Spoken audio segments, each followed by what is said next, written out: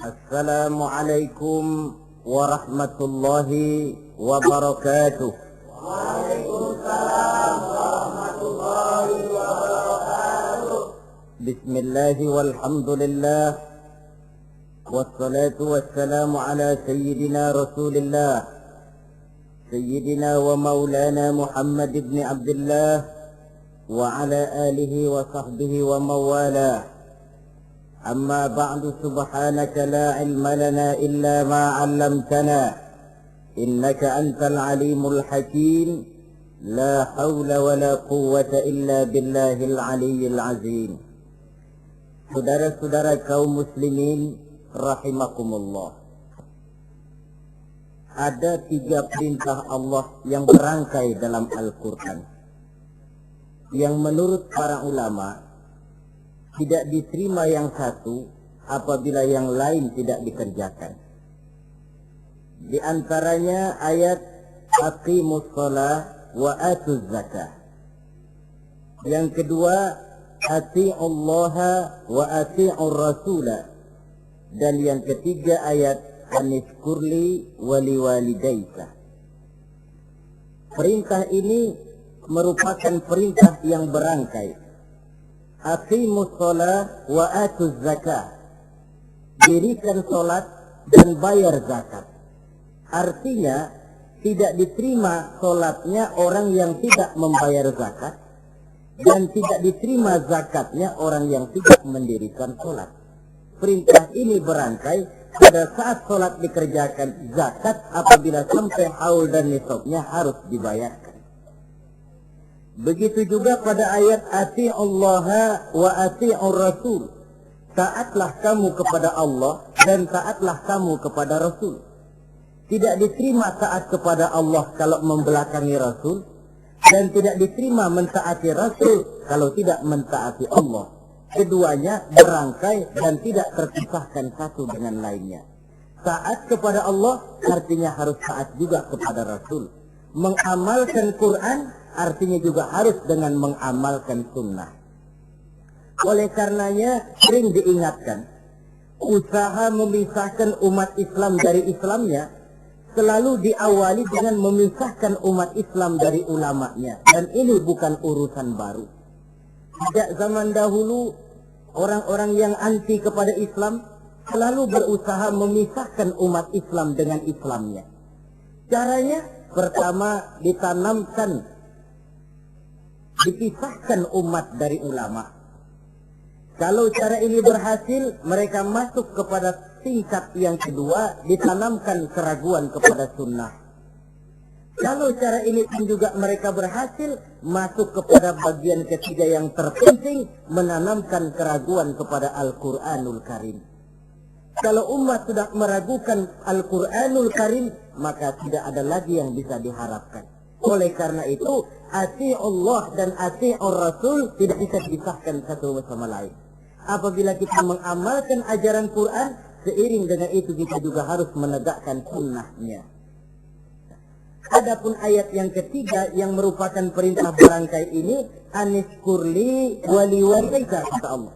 Hendaklah engkau bersyukur kepadaku dan bersyukur kepada ibu bapakmu.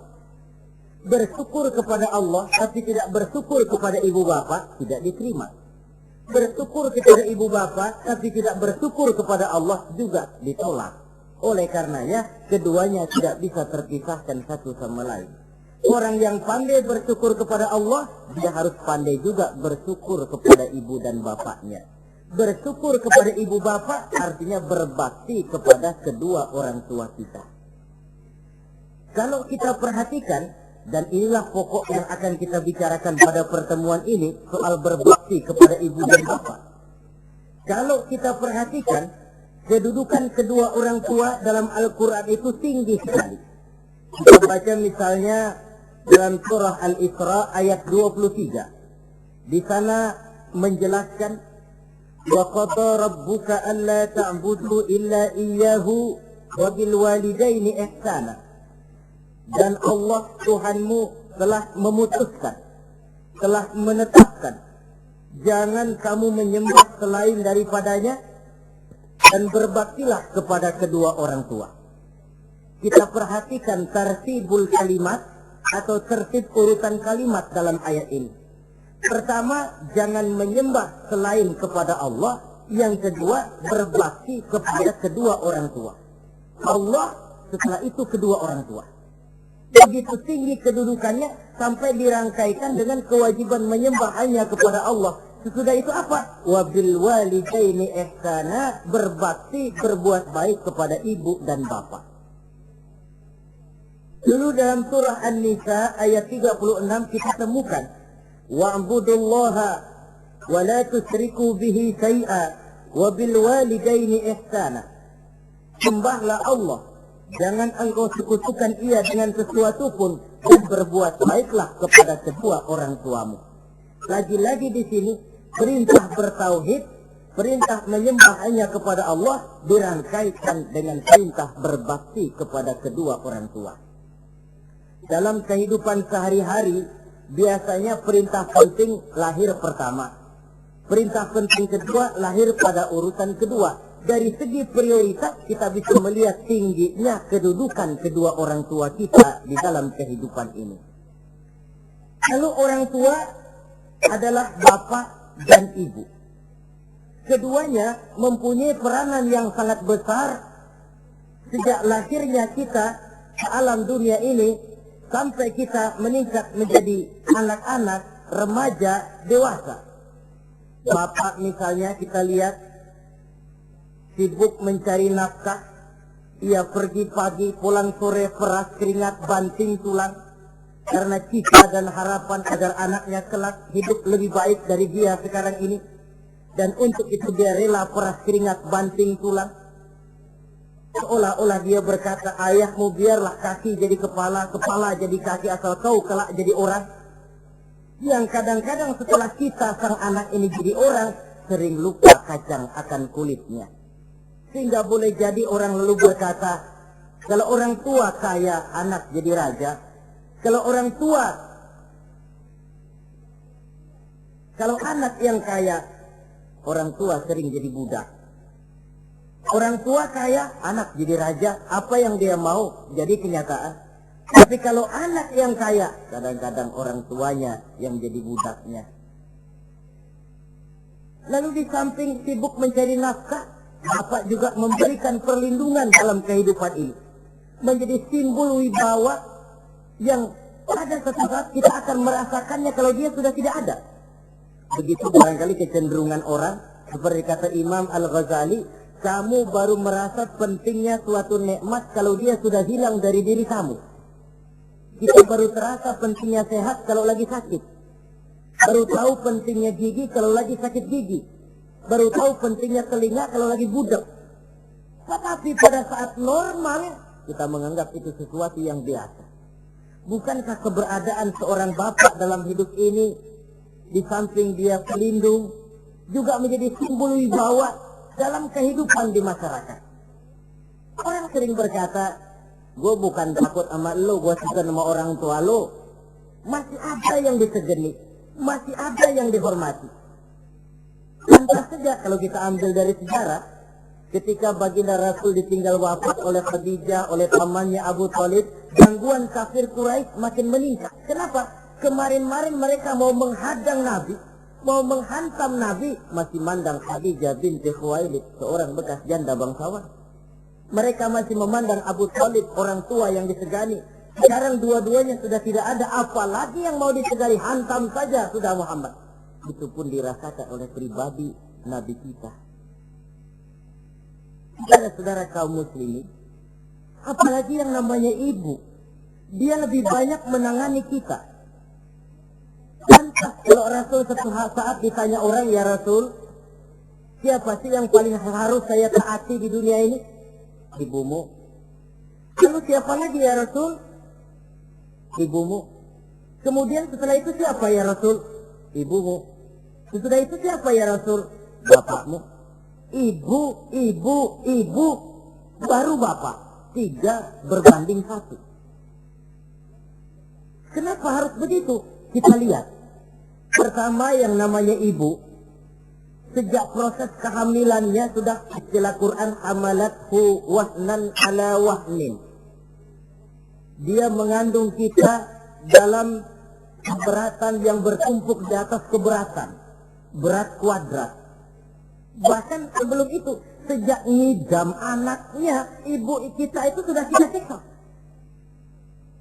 Yang kepengen dimakan, yang bukan-bukan, muntah nggak karu-karuan, keinginan yang tidak musim. Sampai ketika terjadi proses kehamilan, dari hari ke hari hamilnya makin lama makin berat, makin lama makin besar, kemana-mana dibawa, belum pernah ditaruh. Ini berat mau ke pasar, taruh dulu sebentar. Tidak. Itu ya saudara, orang hamil itu ya, saya sendiri alhamdulillah belum pernah hamil. Tapi kalau kira-kira 2 kilo itu ada itu. Umpama pengen ngerasain dari kelapa yang beratnya kira-kira 2 kilo, jantung di perut kemana-mana bawa. Apa enak kayak begitu itu? Kehamilannya makin lama makin besar, makin lama makin besar. Tidurnya pun sudah serba sulit dan serba salah. Sampai dia kepada saat kelahirannya, saat melahirkannya, berhadapan dengan 2 pilihan. Kalau tidak hidup, mati. Dan seorang suami tidak pernah menghadapi saat-saat kritis macam gitu. Paling-paling waktu istrinya melahirkan, dia cuma nungguin di depan pintu. Bingung, gelisah, tapi masih sempat ngerokok. Si istri sudah pasrah berhadapan dengan kalau tidak hidup, mati. Saudara hadirin yang saya hormati, dalam pilihan itu dia lahirkan anaknya ke alam ini. Dan maha adil Allah. Andai kata pun seorang perempuan kalah dalam perjuangan ketika melahirkan anaknya, dia meninggal, dia mendapat pahala seperti orang yang mati syahid. Sebab orang mati syahid itu ada 3 macam. Ada syahid dunia akhirat. Ini orang yang pergi perang membela agama, niatnya karena Allah, dia gugur di medan perang, syahid dunia akhirat. Tidak usah dimandikan, dikafankan, disolatkan, dikubur dengan pakaian yang dia pakai, yang berlumur darah itu. Yang kedua, ada orang mendapat syahid akhirat. Artinya, mendapat pahala seperti pahalanya orang yang mati syahid. Tetapi jenazahnya tetap wajib diurus seperti biasa. Dimandikan, dikafankan, disolatkan. Hanya pahalanya seperti pahala orang mati syahid. Siapa mereka? Al-Gharik. Orang yang mati tenggelam, kelelep di kali, itu mati syahid, syahid akhirat. Apalagi sahibul hadmi, orang yang tertimpa benda keras secara mendadak, mati syahid, syahid akhirat. Di dunianya tetap wajib diurus seperti biasa. Saudara lagi jalan enak-enak ketiban batu 2 ton. Mati, mendapat pahala syahid, syahid akhirat. Tapi jangan diniatin. Kalau diniatin, saya mah pilih kelelep aja dah. Lu nyebur ke kali, mati, syahid. Tidak. Konyol malah itu, bunuh diri namanya. Nah, di antaranya yang mati syahid itu perempuan yang meninggal pada saat melahirkan anaknya. Tapi masalah kita dalam pilihan antara hidup dan mati, dia lahirkan anaknya ke alam ini. Lalu proses mengasuh dan membesarkan lebih banyak sang ibu ketimbang sang bapak. Tengah malam, bapaknya sudah asik tidur lelap. Si ibu masih saja berkutat dengan anak bayinya. Dibungkusnya pakaian, si anak pun pipis digantinya itu. Setelah itu dijaganya juga dari gigitan nyamuk. Sehingga kata bilang kasih ibu sepanjang jalan, kasih anak sepanjang galah. Ini berarti bahwa bagaimanapun upaya hendak menebus jasa daripada ibu, memang sulit untuk tersebut. Oleh karenanya, saudara-saudara, pantas saja kalau Nabi sampai 3 kali ibumu, ibumu, ibumu, setelah itu bapakmu. Nah, oleh karenanya, apa sebenarnya kewajiban seorang anak kepada kedua orang tuanya? Dengan kata lain, bagaimana kita berusaha untuk berbakti kepada ibu bapak ini? Di dalam kitab Tanbihul Ghafilin ada dijelaskan, bil walidi 'alal waladi asaratu huquqin. Orang tua mempunyai 10 hak terhadap anaknya. Dengan kata lain, kewajiban anak kepada orang tuanya ada 10. Pertama, at-ta'am in ihtaja. Memberikan kedua orang tua makan kalau dia keduanya memerlukan makanan. Malah yang lebih ideal dia usahakan agar makanan yang diberikan kepada kedua orang tuanya lebih baik dari yang dia makan sendiri. Kita kadang-kadang beli juga kue, buahan, tapi kita sortir dulu. Rambutan yang kontet-kontet kasih babak sono. Saudara hadirin yang saya hormati, satu saat Nabi Musa pernah memohon kepada malaikat Jibril, "Ya Jibril, tolong tunjuki siapa kira-kira teman saya di surga nanti." Lalu Jibril mohon kepada Allah, Allah memberitahu Jibril kasih tahu Musa, temannya di surga nanti tukang daging di pasar, jualannya di pojok parasnya begini-begini, semin. Nabi Musa ingin tahu apa keistimewaan tukang daging ini, kok akan jadi teman saya di surga nanti. Dia samperin, "Assalamualaikum." "Waalaikumsalam." Lalu kenalan. Setelah datang waktu pulang, Nabi Musa ikut ke rumah tukang daging ini. Diambil daging, sampai di rumahnya, itu daging direbus. Dia rebus, matang, dia hidangkan kepada ibunya yang sudah tua renta. Disuapinya ibunya. "Tiap hari kamu kerjakan ini?" "Tiap hari," kata si anak tadi. "Saya beri makan kedua orang tua ibu saya yang sudah tua renta itu." Si ibu setelah disuapin oleh anaknya berdoa, "Allahumma ja'al ibni jalisa Musa fil jannah." Ya Allah, jadikanlah anak saya ini teman Nabi Musa di surga nanti. Amalan si anak cuma nyuapi ibunya, tapi doa ibunya itu yang dijawab dan diterima oleh Allah. Si ibu berdoa, "Ya Allah, anak saya ini jadikan teman Nabi Musa di surga nanti." Allah kabulkan doa ibu yang tiap hari disuapi diberikan makan oleh anaknya. Jadi taruhlah kita sebagai anak ini, ibadah kita barangkali menyebabkan doa kita belum begitu diterima oleh Allah. Permohonan kita barangkali masih nyangkut di langit. Tapi jikalau kita bisa menyenangkan hati ibu bapak kita yang mendoakan kita, insya Allah makbul. Sebab orang tua itu doanya makbul, sumpahnya juga manjur. Kalau ibu sudah berkata, "Nak, air mata yang tertumpah terurai untuk mengasuh dan membesarkanmu, nak.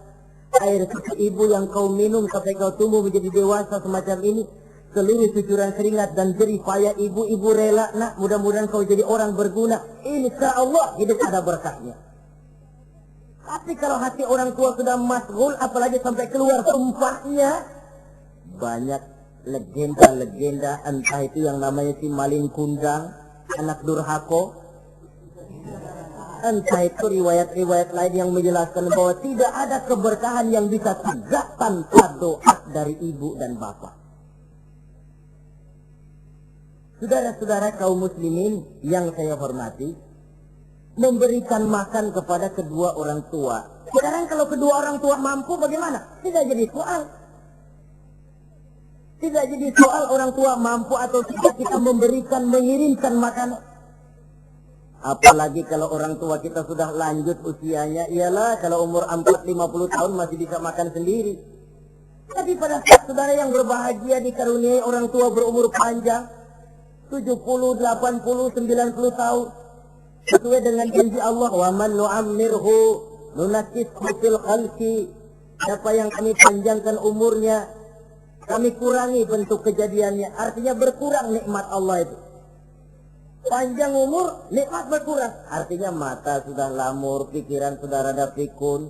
Nunakkishu fil khalqi. Berkurang kejadian asalnya itu. Kesempurnaannya sudah tidak ada lagi. Mengurus orang tua macam begitu memang kalau nurutin pegelnya ya makan nasi. Kadang-kadang karena pikun pagi-pagi pengen kita beli es puket. Makan.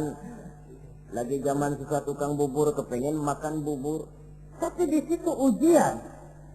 Begitulah dahulu orang tua kita melayani kita dikala kita belum masih merah, belum bisa berbuat apa-apa, belum punya pilihan. Tapi mereka sabar, mereka ikhlas. Tidak sabarkah kita? Tidak ikhlaskah kita di hari tua mereka? Kita mengasuh dan melayani mereka. Kadang-kadang karena rewel, anak kelepasan omong. Udah tua, rewel aja. Hancur hatinya. Dalam keadaan tidak berdaya, mendapat kata yang tidak enak lagi dari anak-anaknya. Saudara hadirin yang saya hormati, jadi soal orang tua mampu atau tidak memberi makan, itu bukan soal, tapi kewajiban anak memberikan makan kepada kedua orang tuanya. Ini kewajiban yang pertama. Kewajiban yang kedua, al-khidmatu ilah saja. Al-khidmah artinya berbakti kepada ibu dan bapak. Satu hari ketika kumpul dengan para sahabat, Nabi pernah berpesan kepada Sayyidina Umar bin Khattab radhiyallahu anhu. Umar, saya ya Rasul, nanti kalau kamu sempat datang ke kota Madinah, Umar, cari anak muda yang bernama Uwais Al-Qarni dan kau minta didoakan olehnya.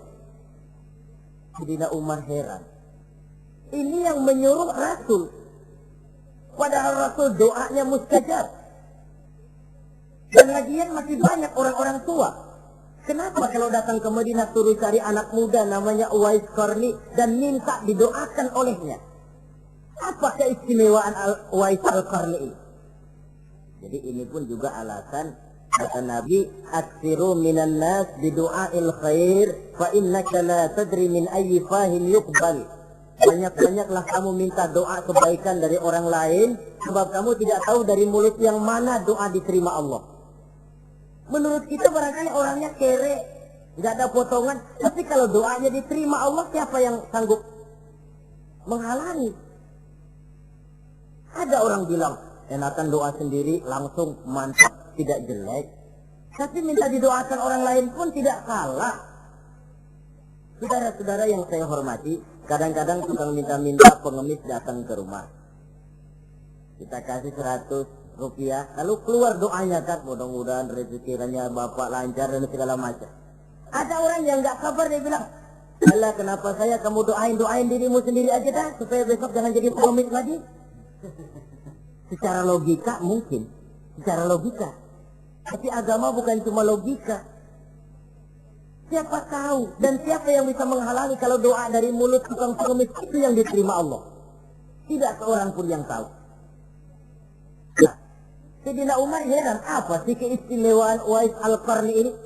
Ketika beliau ke Madinah diselidiki, apa keistimewaan si Uwais ini? Masih muda, tapi saya oleh Nabi disuruh temuin dan minta didoakan olehnya. Nah, jadi dalam pandangan Allah itu ya nggak ngurus tuanya. Yang afdal itu yang tua dan banyak ibadahnya, dekat dengan Allah. Tapi kalau tuanya cuma kejemur, ya yang mending-mending yang muda dan banyak ibadahnya. Uwais Al-Qarni ini contoh. Apa ibadah Uwais Al-Qarni? Ternyata dia seorang anak yang sangat berbakti kepada ibunya. Ayahnya sudah meninggal. Dia pernah menggendong ibunya dari Madinah ke Mekah cuma untuk bikin haji dan untuk bertemu dengan Rasul. Sayang, tidak sempat bertemu dengan Rasul. Menggendong ibu dari Madinah ke Mekah itu kira-kira 465 kilo ya. Jakarta Semarang. Digendong ibunya.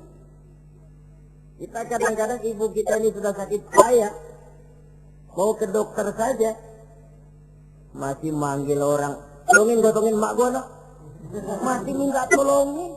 Berat kita. Uwais Al-Qarni menggendong ibunya cuma untuk menunaikan ibadah haji dan bertemu dengan Rasul. Rupanya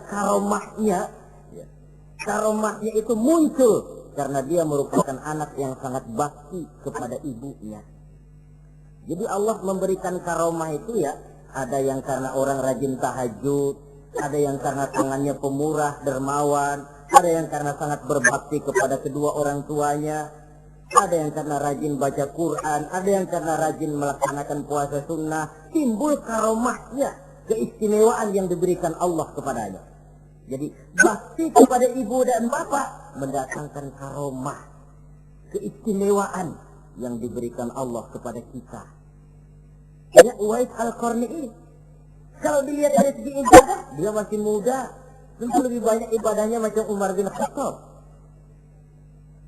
Tapi karena baktinya kepada ibunya, sampai Nabi pesan Sayyidina Umar, kalau kau sempat ke Madinah, dari anak muda bernama Uwais Al-Qarni, minta didoakan olehnya. Artinya doanya dikabul oleh Allah Subhanahu wa Ta'ala. Saudara-saudara kaum muslimin yang berbahagia, kewajiban yang ketiga, al-ijabatu in da'a, menjawab, memenuhi panggilan orang tua apabila keduanya memanggilmu. Menjawab panggilan kedua orang tua. Dan cara menjawab ini pun Al-Quran memberikan tuntunan etiknya. Wala taqul lahuma uffin. Jangan kepada kedua orang tuamu ngomong uff, hus, oi. Itu dianggap kurang etik. Saudara hadirin yang saya muliakan, menjawab panggilan orang tua merupakan kewajiban anak dan merupakan hak dari orang tuanya. Dia berhak untuk dijawab panggilannya dan anak berkewajiban untuk menjawab panggilan orang tuanya. Mari kita ikuti satu riwayat bahwa ada seorang anak muda yang soleh, tekun melaksanakan ibadah, namanya Jurayj. Satu hari Jurayj ini sedang sholat sunnah. Ketika dia sedang sholat itu, ibunya manggil, Jurayj, kan? Jurayj, sini sebentar. Ibunya rupanya tidak tahu kalau Jurayj sedang sholat. Mendengar panggilan ibunya, Jurayj bimbang dalam hati. Allahumma ummi am sholati. Ya Allah, sembahyang saya terusin atau panggilan ibu yang saya jawab? Saya sholat sunnah, tapi menjawab panggilan ibu wajib. Mana ini? Bimbang. Dia, ibunya manggil lagi, Jurayj ta'ali, Jurayj sini. Makin bimbang. Allahumma ummi am sholati. Ya Allah, yang mana? Sholat terus atau menjawab panggilan ibu? Rupanya dia pilih sholat terus, saudara-saudara. Dia tidak jawab panggilan ibunya.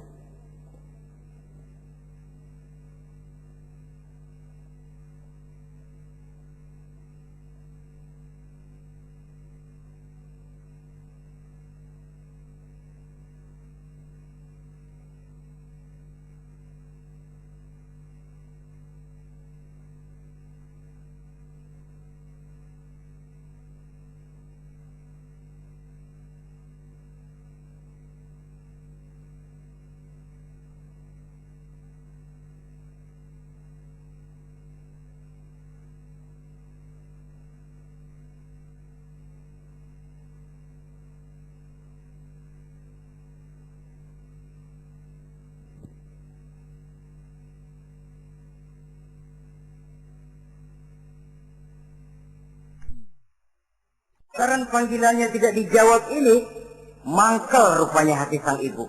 Ya Allah, Jurayj ini, saya lahirkan dia antara pilihan hidup dan mati. Saya asuh dan saya besarkan dia.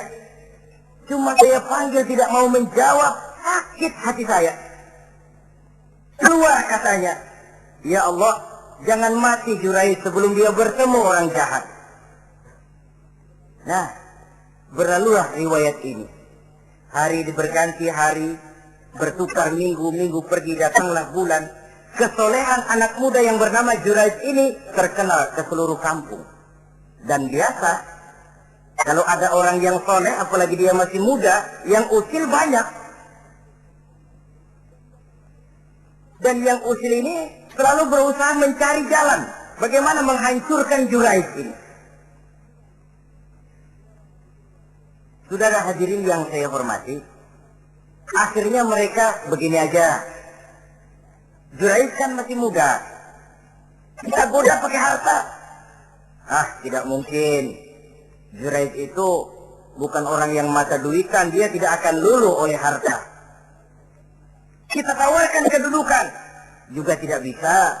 Nah, begini saja. Dia kan masih muda tuh. Iya. Umpanin perempuan aja dah. Kirim cewek yang agak kece.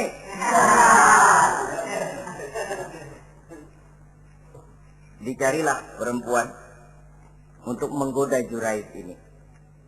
Sampai satu malam Jurais sedang ibadah di mihrab dalam masjid. Masuk perempuan ini dengan langkah gemulai, dengan suara merdu mendayu-dayu, mencoba merayu, membujuk, mempedaya, mempesona Jurais. Tapi enggak kena. Sejak dari berpakaian lengkap si perempuan ini, sampai bahasa Arabnya Uryanun Talik, tanpa kehelai benang pun lagi lekat di badannya. Menggoda Jurais, memegang Jurais, muter-muter di depan Jurais, tanpa selembar benang pun lekat di badannya. Jurais mantap. Si perempuan karena sudah kadang merasa dibayar lalu nggak berhasil kan malu. Akhirnya dia keluar dari masjid, dia pergi ke sebuah kampung, di sana dia berzina dengan seorang pengembala kambing dan hamil. Ketika hamilnya besar, si perempuan ini kemana-mana pidato. Saudara-saudara, kenal nggak Jurais? Kenal. Yang katanya rajin benar ibadah tuh, yang mainannya di masjid melulu, yang mainannya tasbih melulu. Nih, perut saya nih. Dia urusannya tuh. Jurais, apa betul? Oh. Akhirnya Jurais dicari orang, macam-macam, yang caci maki, bahkan ada yang bikin pakai batu sampai berdarah kakinya, berdarah tangannya. Caci maki orang sudah nggak karu-karuan. Masjid lo ya, topeng doang lo. Saudara hadirin yang saya hormati, kita lihat di sini, Jurais sedang sholat sunnah, dipanggil oleh ibunya, tidak menjawab, cuma itu ilasnya, dan ibunya pun tidak tahu kalau Jurais sedang sholat. Keluar omongan yang tidak enak, dan omongan itu manjur. Kata Jurais, saudara-saudara begini, apakah di antara saudara-saudara ada yang lihat saya melakukan zina dengan perempuan ini? Tidak ada. Lalu atas dasar apa saudara menuduh saya? Ya pengakuan si perempuan tadi. Nggak bisa dong kalau nggak ada saksi. Sekarang begini saja.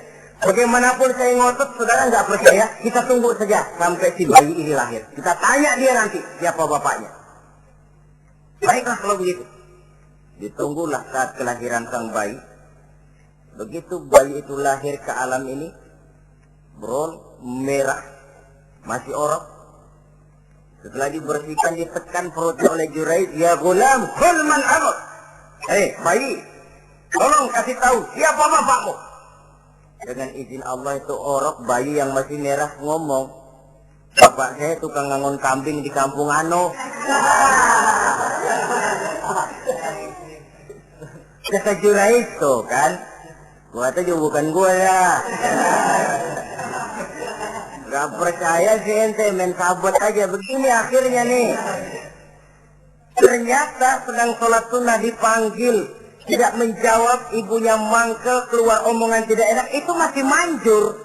Apalagi kalau nggak lagi ngapa-ngapain, dipanggil nggak jawab, atau menjawab dengan panggilan yang nyakitin hati, tentu saja lebih manjur lagi ucapan orang tua kita itu.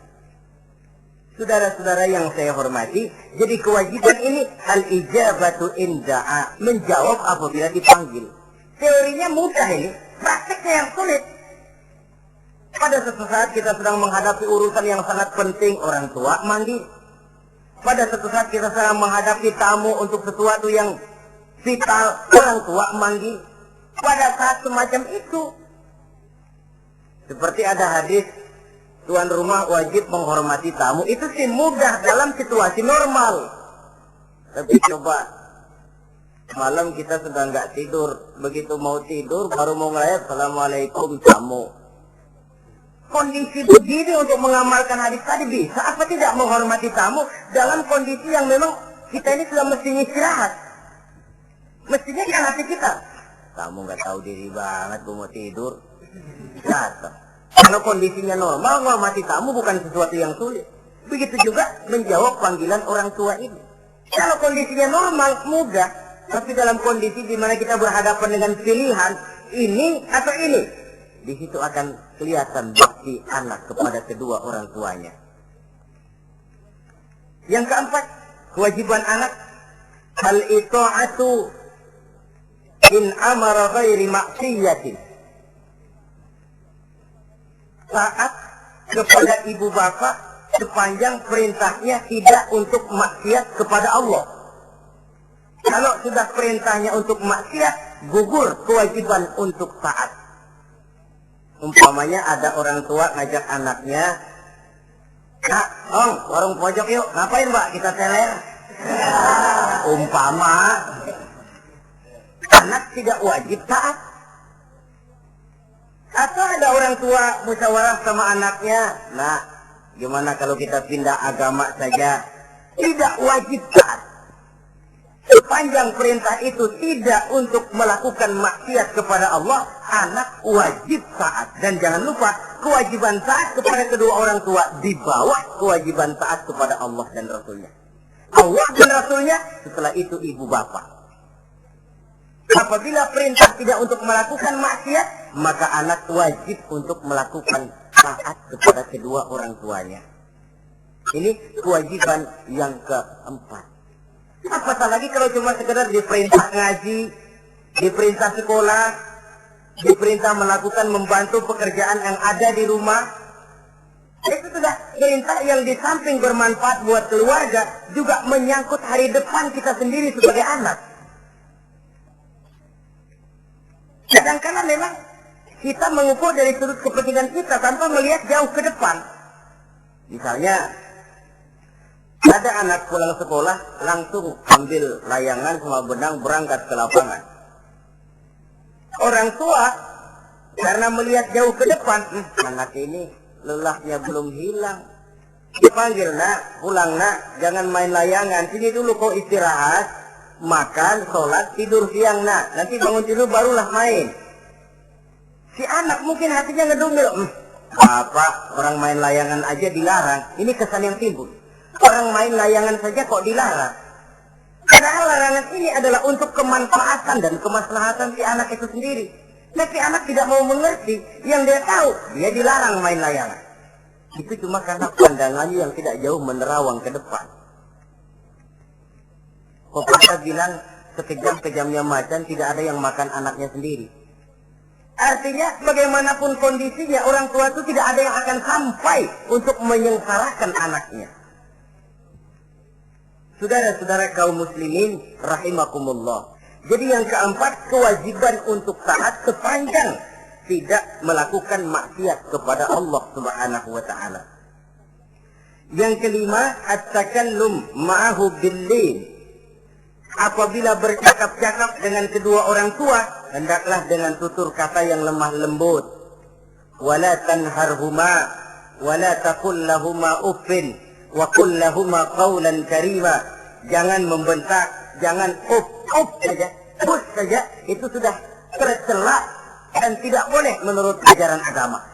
Apatah lagi sampai membentak, maaf, apalagi sampai melakukan tindakan kekerasan. Menendang orang tua, na'udzubillah, summa na'udzubillah. Memukul orang tua sendiri, Allah karim. Orang tua yang menyebabkan secara zahir keberadaan dia ke alam ini, sampai hati ditendang, dipukul, dibangsat-bangsati. Tidak ada kedurhakaan yang lebih berat selain daripada kedurhakaan kepada kedua orang tua sesudah orang menyekutukan Allah. Sehingga pantas kalau Nabi memberikan vonis, ridullah fi ridul walidain wa suhtullah fi suhtil walidain. Keredoan Allah di dalam keredoan ibu bapak, dan murka Allah pun berada dalam kemurkaan ibu bapak. Ibu bapak ridho, Allah insya Allah ridho. Ibu bapak murka, Allah murka. Jadi kebahagiaan apa yang bisa kita tegakkan dalam hidup tanpa restu dan doa kedua orang tua kita?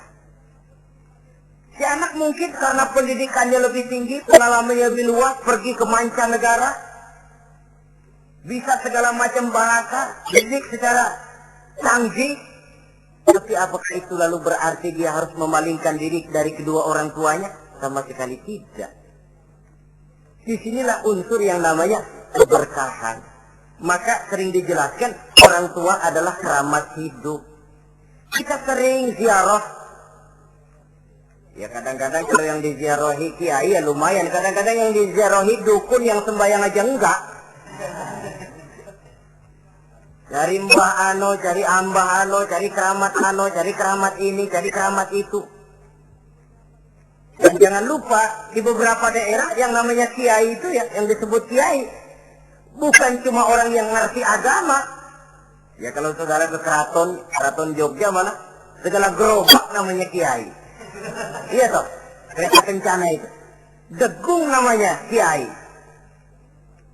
Lalu jangan lupa itu. Misi Zending pertama namanya juga Kiai Sadrak gitu. Kiai, tapi misi Zending. Kalau di sana itu Kiai itu panggilan untuk yang dipertua. Kita ziarah cari keramat Mbah Buyut, Mbah Sapu Jagat, Mbah Brojo, macam-macam Mbah. Tapi kita lupa di rumah kita ada keramat hidup. Siapa itu? Ibu bapak kita. Sebelum jauh-jauhlah berziarah ke tempat-tempat yang lain, di rumahku ada keramat yang hidup. Ibu dan bapak kita sendiri. Keramat hidup. Dengan doanya, hidup jadi berkah. Tapi kalau kita sakiti hatinya, hidup ini lalu jadi sempit, jalan bagai tertutup. Maka berbahagialah seorang anak apabila dia sudah sanggup melakukan satu bakti yang bisa menyenangkan hati kedua orang tuanya. Bercakap-cakap, berbicara dengan lemah lembut. Kadang-kadang di sebagian daerah ya sudah jadi kebiasaan manggil orang tuanya pakai elu aja. Bapaknya dianggap CE. Salaman juga main kedet aja. Halo be. Isam tuh bapaknya nggak boleh mulai, main buat aja.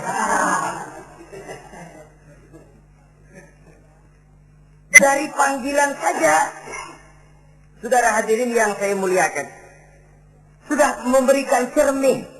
Sebab bahasa adalah cermin dari pribadi orang.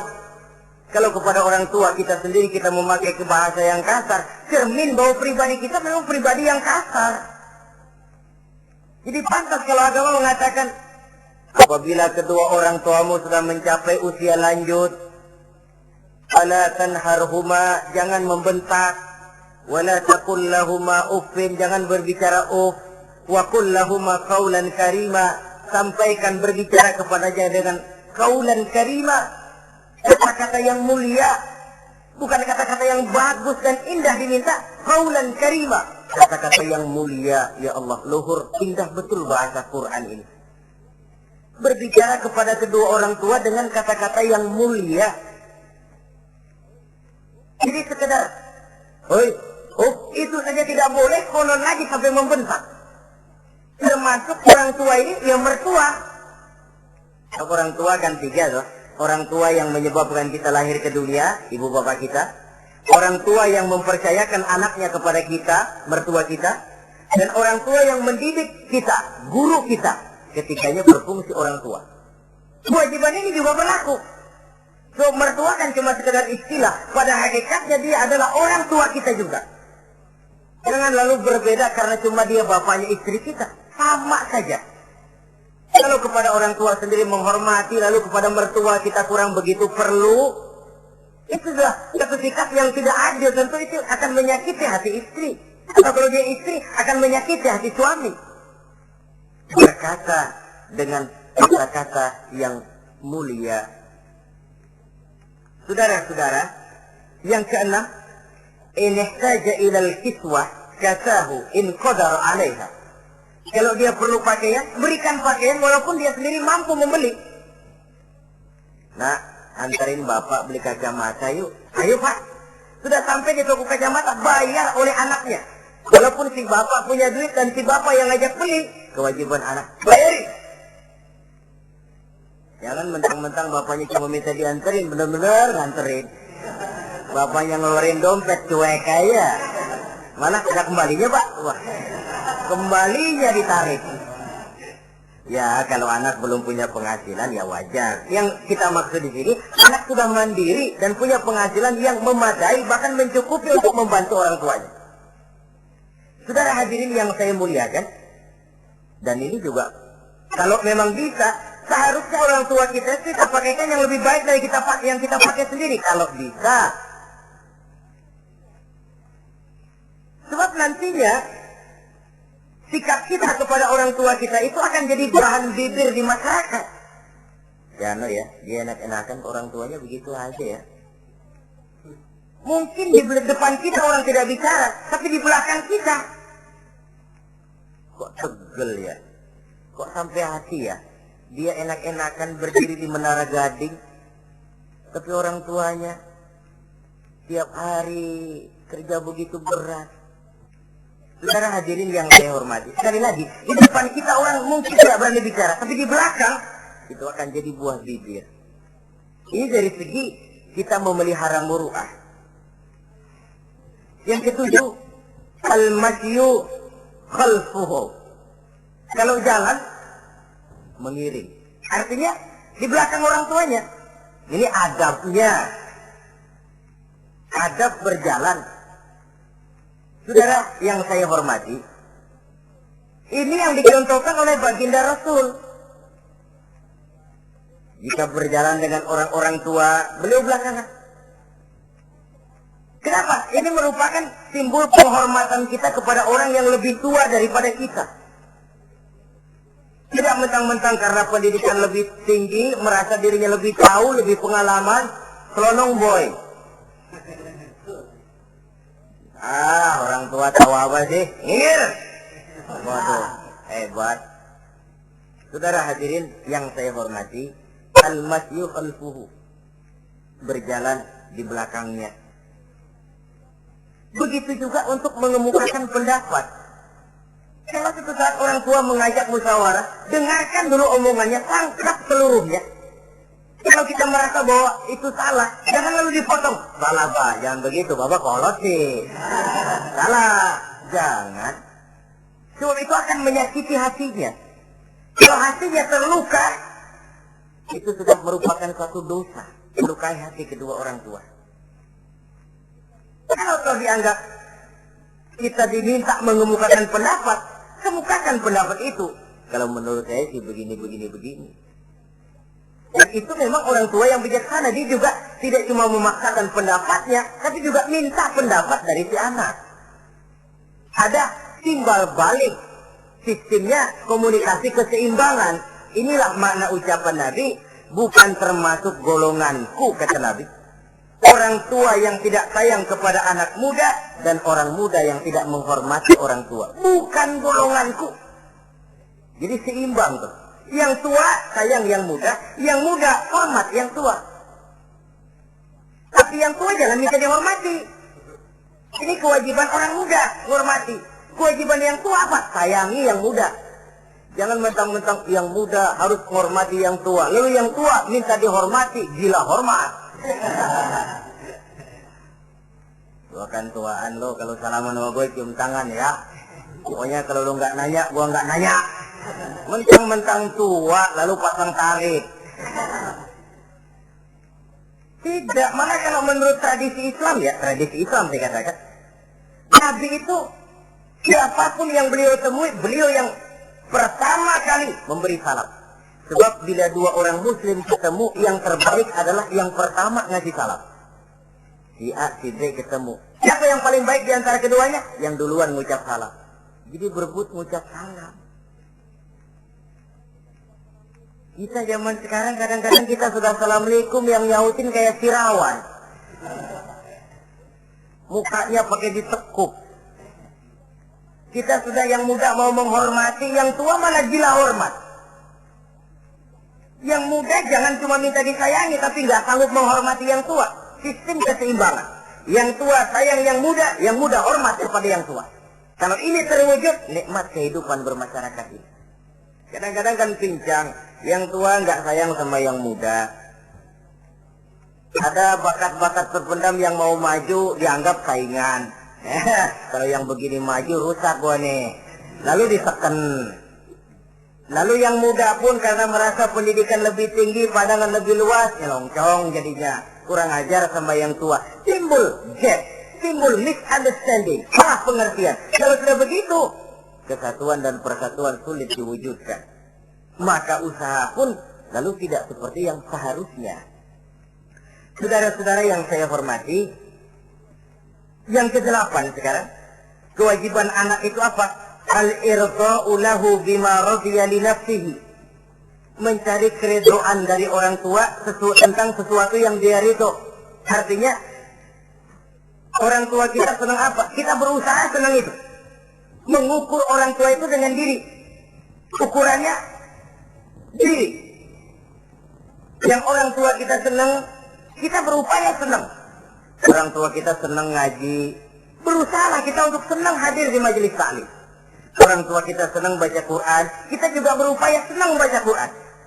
Sebab yang paling membesarkan hati orang tua sesungguhnya tidak lain kalau dia melihat anaknya ini sesuai dengan yang dia harapkan. Oh, kalau sudah begitu orang tua itu cucuran keringatnya, peras keringat banting tulangnya, jibakunya, rasanya hilang capeknya. Kebahagiaan orang tua tidak cuma kalau anaknya jadi kaya lalu mengantarkan makan, minum, buahan, peralatan yang serba lengkap, tidak. Lebih dari sekedar itu orang tua berharap dia bisa menerima pensiunan pahala dari meninggalkan anak yang soleh. Alangkah indahnya jika orang tuanya nanti wafat meninggalkan alam ini, anak-anaknya mengurubungi di sekelilingnya, memimpin orang tuanya membacakan syahadat. Anak-anaknya juga yang memandikan, anak-anaknya yang menyolatkan, anak-anaknya yang menurunkan dia ke liang lahat, anaknya yang mendoakan. Alangkah nikmatnya orang tua macam itu. Tapi kan langka. Di samping karena memang orang tua kurang mengarahkan, anak pun kurang perhatian ke arah itu. Begitu bapaknya mati, ambil mana ambil, suruh mandiin. Akan lebih baik kalau anaknya yang mandiin. Enggak panggil sembayangi, anaknya malah nonton dari jauh, enggak ikut sembayangin, mau kok tegel. Kenapa enggak ikut sembayangin? Ya enggak bisa sembayangin. Ya kalau macam Abu Nuwas dulu enggak bisa, masih ada akal. Ikut sembayang jenazah. Dia enggak tahu kalau sembayang jenazah itu cuma diri, enggak pakai ruku, enggak pakai sujud. Imam takbir dia takbir, begitu takbir kedua dia kira ruku dia. Habis takbir lagi, sujud. Orang-orang gak ada yang sujud. Bingung. Selesai ditanya dia, Abu Nawas kenapa tadi pakai sujud? Dia bilang ini mayit dosanya kebanyakan.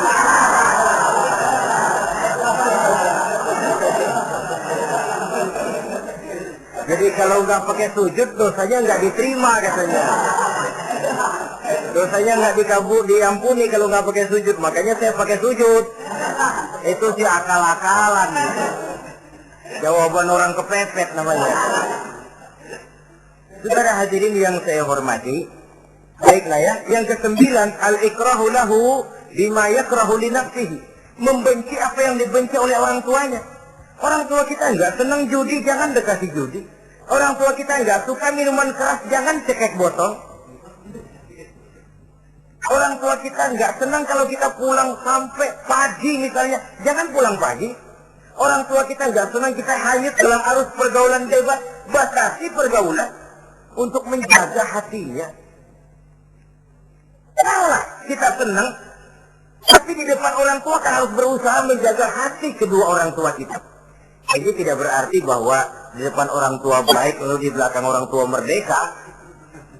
Kalau di depan orang tua mah kalem, begitu orang tua hilang merdeka, lalu berbuat semau-maunya, tentu tidak.